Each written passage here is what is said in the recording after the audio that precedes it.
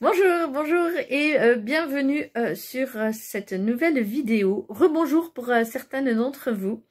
Rebonjour pourquoi? Eh bien parce que je vais faire ici la suite de notre atelier boîte sans collage.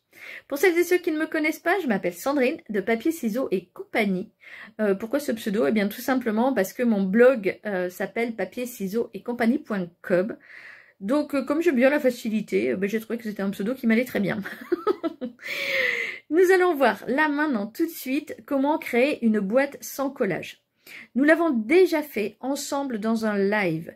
Donc pour vous qui arrivez sur cette vidéo, si vous n'avez pas vu le live en question, eh bien vous pouvez tout simplement retrouver le replay de ce live sur ma chaîne YouTube dans la section des tutoriels. Vous pouvez donc faire cette boîte dans ce live. Et là, maintenant, tout de suite, on va voir comment adapter cette boîte, la boîte que nous avons fait ensemble, à absolument tous les contenants. Enfin, absolument tous, non. On va pas mettre une boîte de une paire de bottes de ski à l'intérieur. Mais vous pourrez, par exemple, mettre 4 souchards, 6 Ferrero, 6 bougies, 4 bougies. Enfin bref, comme on veut. C'est vraiment une boîte multifonction puisqu'il est très très facile de l'adapter à peu près voilà, tous les formats pour les petites choses que l'on offre bien évidemment. Donc je vous donne rendez-vous là maintenant tout de suite sur mon bureau pour la suite de ce live si vous avez été sur le live et tout simplement pour découvrir donc ce tutoriel pour une boîte sans collage à la taille que vous souhaitez. Et voilà, on se retrouve à présent avec nos deux petites boîtes, celles que nous venons de faire. Et je vais vous expliquer comment réaliser des boîtes aux dimensions que vous souhaitez. Et toujours en utilisant ce même système de boîte sans collage. Alors, je vais déjà prendre une feuille. Je prends dans mes brouillons. Hop, je mets de côté. Je prends mon brouillon et je vous explique tout. On prend notre boîte, qu'est-ce qu'on pourrait emballer? Tiens, on va prendre mon encre Memento. On va prendre l'encre Memento et je vais faire un petit schéma mais qui ne concerne pas que mon encre Memento. On va faire comme si nous devions emballer ce produit-là. Et tout produit, donc tout cadeau à emballer, eh bien on a une longueur. Je vais l'écrire peut-être plus... Ah ben, je vais utiliser 3 couleurs différentes.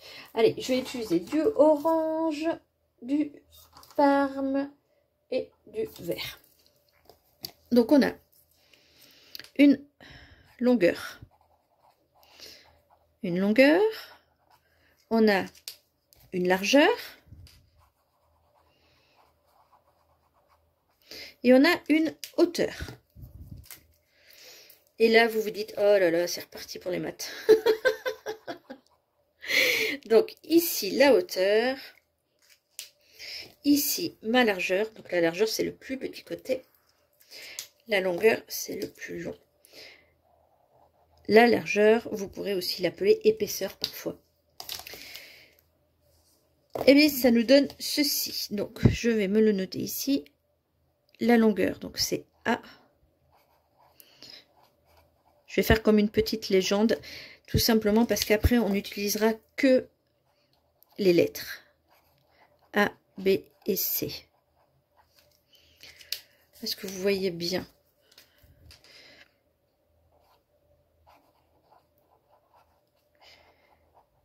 Et quelle que soit cette longueur, quelle que soit cette largeur, quelle que soit cette hauteur, on va le travailler comme ceci. Donc je décale un petit peu. Ce sera toujours le même schéma comme nous avons fait.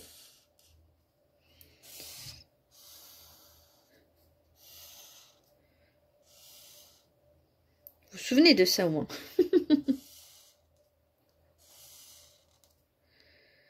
Ce sera toujours ce même schéma puisque ça en fait c'est vraiment le pliage de base qui permet de faire fermer la boîte. Et pour rappel, c'était ces petites parties là qu'on notait. Je dessine même si c'est pas très important là, mais c'est juste pour faire un petit rappel pour qu'on se souvienne de notre boîte. Vous vous souvenez? On avait fait ça nous. Donc la voici là. Eh bien tout simplement, je vais vous noter ici où se trouvent les hauteurs, les longueurs et les largeurs. Ici, c'est ma hauteur. C'est C. Je vais l'écrire A, n'importe quoi. Ici, c'est encore C. Ok? Ensuite, on va aller sur... qu'est-ce que je raconte? Oui, ici, pardon. Il m'en manquait, c'est pour ça. Ici, je mets C. Ici, je mets C. Et ici, je mets C. Tout ça, ce sont les dimensions de mes hauteurs.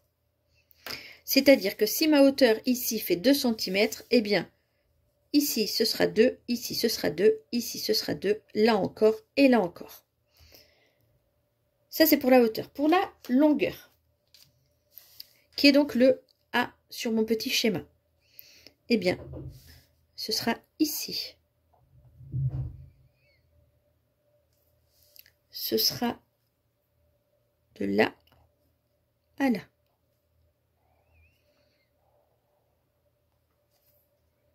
Ok? Juste vraiment ces parties-là.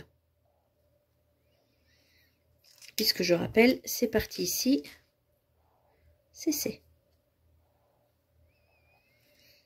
Est-ce que jusqu'à maintenant, vous suivez toujours? Ensuite, on va s'occuper de la largeur. La largeur, c'est B.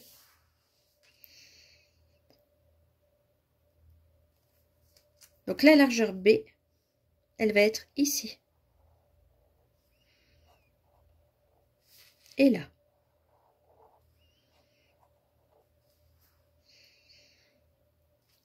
Ce qui fait que, quelle que soit la taille de votre objet à mettre à l'intérieur de cette boîte, vous appliquerez toujours ces formules-là.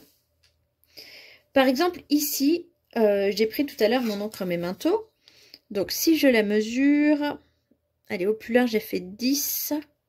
Oui, elle fait 10. Donc, ici, ma longueur, c'est 10. Donc, je vais prendre quoi pour l'écrire? Que ça ne se mélange pas. Je vais prendre un petit bic. Donc, si je veux emballer ma Memento, eh bien, ma longueur A sera de 10. Ma largeur B sera de... 6,50, ça va être juste, on va faire 7. 7 pour le B. Et la hauteur, ici en hauteur, 2. Donc la hauteur qui est C, C sera égale à 2. Ok, vous suivez toujours? C'est parfait. Si je veux faire ma boîte pour mon encreur Memento, eh bien je vais remplacer toutes ces lettres par ces valeurs. Donc A est égal à 10, C à 2. Donc je mets un petit 2 à chaque fois. Même si je le sais, je préfère le noter. Au moins, j'en suis sûre. Je ne l'oublie pas. Et B, c'est égal à 7. Donc, quelle devra être la taille de mon papier? Ah bah, c'est tout simple. J'ai besoin de ça par ça. Autrement dit, j'ai besoin de 2 plus 10 plus 2, soit 14 cm. Ici, j'ai 7 et 7, 14, plus 2, 15, 16, plus 2, 17, 18, plus 2, 19, 20. Donc, pour réaliser une boîte, pour offrir ce petit memento que je mettrai à l'intérieur, j'ai besoin d'un papier de 14 par 20 cm. Est-ce que c'est OK pour vous? Si je fais le calcul de ce que nous avons fait, je vais prendre une autre couleur encore. Qu'est-ce que je vais prendre comme couleur? J'ai utilisé du vert. Allez, un petit bleu turquoise peut-être. Donc, nous, ce que nous avons utilisé tout à l'heure, c'est ceci. Un 28 par 20. Et on va calculer ensemble et vous allez voir que ça colle. Donc, ici, je suis à 28 parce que mon C était égal à 4. mon B à 8. Donc 8 et 8, 16. 16 et 4. Je vous laisse calculer. 20. Et 4. Ça va, 24. Et 4, 28. On est bien sur du 28. Ici, on était donc sur du 4, 4, 12. 12 et 4, 16. Et 4, 20. On était bien sur du 28 par 20. Quel que soit en fait le format de votre objet, vous pourrez, grâce à cette petite formule, retrouver comment réaliser votre boîte, puisque ça ne change jamais. Il nous faut toujours que ces deux largeurs soient les mêmes, que celle-ci et celle-là soient les mêmes, et que ici et ici on ait la même chose. Voilà comment vous pouvez réaliser n'importe quelle taille de boîte à partir de ce simple tutoriel. Voilà, j'espère que ce petit tuto vous aura plu, qu'il est assez clair. S'il ne l'est pas, vous mettez là en dessous des commentaires et je me ferai un plaisir de répondre à vos questions. Merci beaucoup de m'avoir suivi jusqu'à la fin de cette vidéo qui est très longue. Je vous remercie beaucoup. Au revoir et à bientôt. Et bien voilà, je vous remercie de m'avoir suivi. Encore une fois, vous pouvez trouver le tutoriel de la carte que nous avons fait ensemble sur ma page, sur ma chaîne YouTube. Vous pouvez effectivement aussi le trouver sur ma page, puisque bien évidemment je partage aussi sur ma page et sur mon blog papier-ciseaux-et-compagnie.com. Si vous aviez des questions, comme je vous disais tout à l'heure à l'instant, surtout vous pensez bien les mettre en commentaire, où que ce soit, hein, que vous soyez en train de visionner ça sur ma page Facebook, sur mon blog ou sur YouTube, vous mettez un commentaire et je viendrai y répondre. Et si j'y réponds pas, vous me relancez. Je vous remercie d'avoir été présente dans cette nouvelle vidéo et je vous dis à très bientôt les scrapines. Bye bye!